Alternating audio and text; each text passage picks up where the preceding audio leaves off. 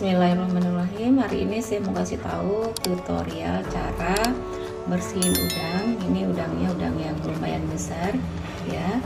Pertama sekali kita buka apa ini namanya ya, buka kepalanya kayak gini. Terus ini juga dibuka kulitnya sebagian, dan biar lebih gampang ini kita gunting aja. Ini juga jenggot-jenggotnya digunting.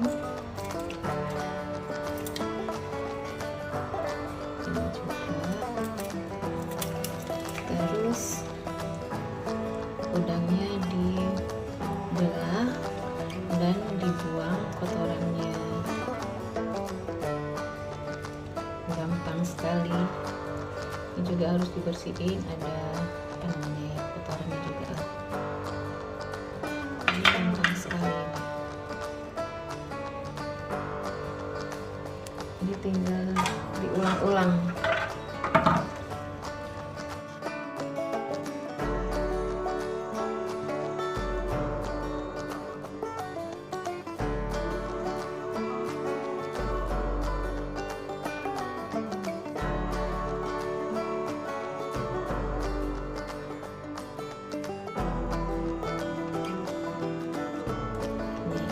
Sekali kan, jadi tinggal diulang-ulang sampai udangnya ini habis.